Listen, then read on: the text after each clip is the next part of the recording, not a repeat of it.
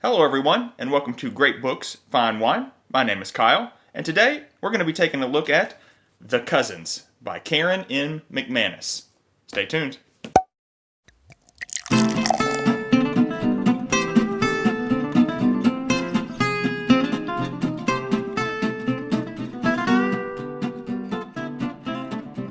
Alright everyone, welcome back. Welcome to 2021. I hope that your new year is starting off well.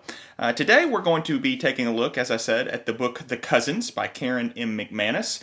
This book was written and published in 2020, late summer, fall 2020.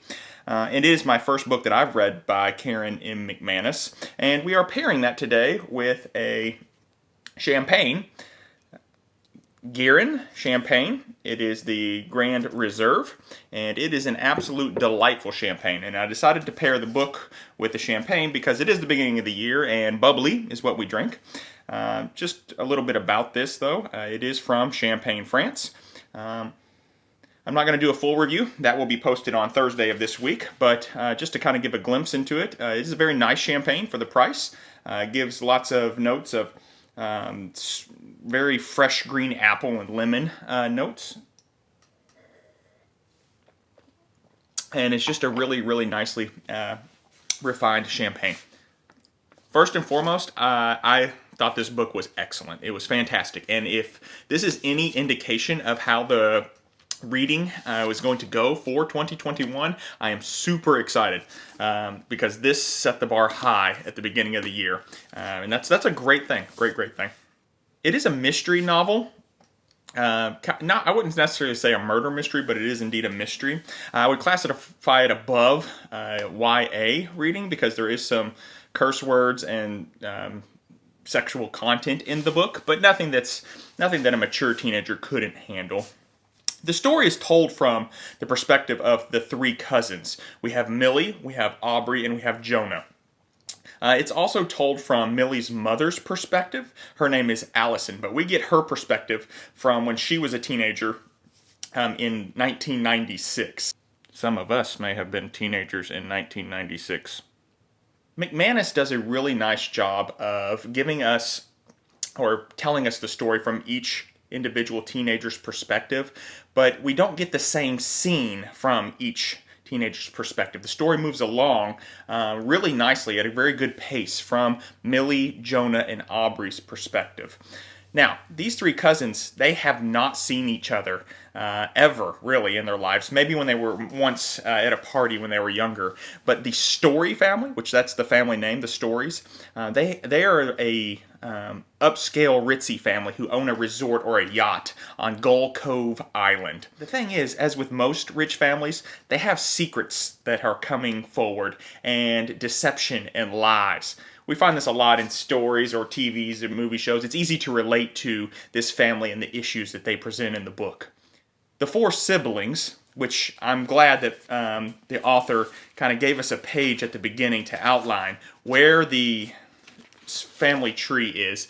I don't know if you can see that or not, but I had to reference this a couple times because it's easy to get confused with, which child and which sibling and where did they come from and who their spouse is. So I'm really glad that McManus included this in the front because I did have to reference it. But we have the oldest son of the Stories, which, by the way, the grandparents are Abraham Story and Mildred Margaret Story. Abraham dies from heart complications early on in the story. We actually don't even really get to meet him. We just hear about him a little bit. But Mildred continues on the family tree and family tradition. They have Adam Story, who's the oldest son, Anders Story, Allison Story, who's the only girl or daughter in the main Story family or tree, and then Archer Story. Adam, Anders, and Allison were all married, and that's where we get the three cousins, because each of them had one child each. Archer was not married, but he does play a prominent role in the story. So these three cousins are invited to Gull Cove Island to visit with their grandmother and work at her summer resort as summer interns or as a summer job. The trick is, though, that their parents were disowned in the family will, or disowned in the family inheritance long ago. And all we got was one letter from Mildred's Story, or all they got was one letter from Mildred's Story saying, "You know what you did." and that's it. And they were disowned from that moment on. So the children, or the cousins' parents, haven't seen their mother, the cousin's grandmother, in many, many years, a very, very long time. Over the course of time in the story, the cousins kind of start to break apart what happened with the family. I'm not going to go into the details because I don't want these reviews or overviews to be a spoiler of any type. You think you should read the book on your own.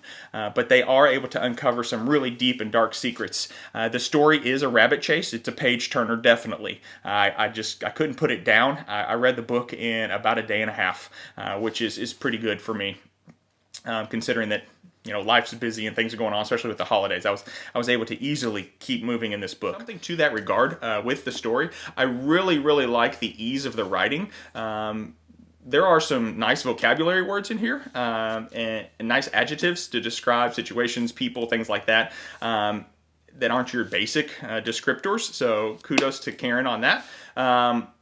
But the manner in which it's written, it's not overly written. It's not written above the reader's head. It's easy to follow along in the story, and I really appreciate the chapter lengths in the book. I think that matters, at least for me as a reader. I like to try to finish the chapter, and I am less willing to start another chapter if it's really, really long. And like if I'm laying in bed at night getting ready to go to sleep, and I'm like, okay, I can do one more chapter, and I kind of will thumb through to say, okay, well, this only 9-10 pages long, I can do another chapter before I go to sleep. I'm more apt to continue forward. So the chapter lengths in this book were just fantastic. They were the perfect length. And again, I appreciate how the story was told from each individual cousin's perspective. Something else I also really appreciate about the story is, although it's told from the cousin's perspective, Millie, Audrey, and Jonah, I found it easy to relate to each of those narrators or characters in the book. No, I don't come from a rich family background, but I could relate to that brattiness of Millie. I remember going to high school and college and knowing people who had that arrogant persona, and I could relate to Millie. Aubrey is the jock or the athlete who is actually a swimmer in the book. She's a very good swimmer, which plays into a little bit of her backstory, but I could also relate to that. No, I wasn't super athletic. I try to stay in shape, and I always have, but I'm not the school athlete per se. But I do know those people, and so it was easy to relate to her. And then, of course, Jonah. He's just kind of your average male high school kid. Into a little bit of everything. He's actually a pool shark, so he's very good at pool. But, just being an average, normal, boy, teenage boy, obviously I could relate to that. So it was very easy to get into each character's mindset or frame of mind as they went through or told the story from their perspective. Also, not that it matters, but it does play a role in, if you're ever in a bookstore when you select a book, whether you like to believe it or not, but the cover art for the book is very intriguing and very well done. Now, I will say that it is a touch misleading. I'm not going to explain why or how, but it's very interesting. It kind of grabs you in if you're saying, oh, that looks kind of interesting, the cousins. And of course it says family first always, which was Abraham's story's kind of motto for him and his big family, essentially, is always put family first. And that plays a key role in the book. Now, spoiler alert, if you don't want to hear anything about the cousins, I'm just going to say this, but we do find out that one of them, not telling you which one, is not a real cousin. They have someone sent in their place as a poser, so that just throws a little shuffle into the story itself. Okay, so in the end, the story and the mystery itself is a shocker. It's not overly complicated. It's not going to blow your mind about what has happened. It is unique, and it is fulfilling, and it's very satisfying. And for me, it doesn't have to be overly complicated as long as it's satisfying, kind of how the outcome takes place or what happens. And this, The Cousins does that. You will be satisfied as a reader at the end, and it does give some closure. With that being said, though, and from what I've read online, in true Gerin McManus form, she does kind of leave it open on I wouldn't say a cliffhanger, but she leaves it open if the story wants to pick up in the future, heading in another direction with a couple of characters. Of course, if you're into teenage love or teenage love stories, you do get that in this book. It's not overwhelming. It's not the focus of the story. It's a little bit of a sidebar with what's going on, but it is there and it is present if you enjoy those kinds of things.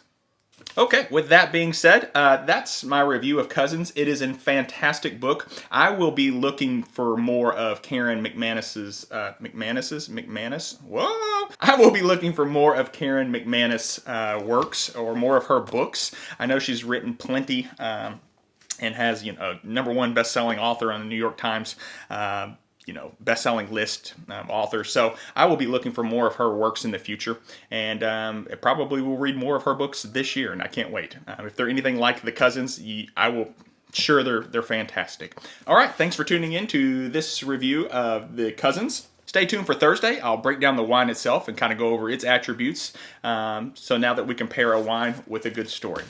If you liked what you've seen here, go ahead and please hit that subscribe button, give us a thumbs up, leave a comment, and of course, share it with your friends. Maybe they want to hear this too. Until next time, thanks for watching. Don't forget to slow down, simplify, find a good story, and enjoy the fruits of life. Cheers.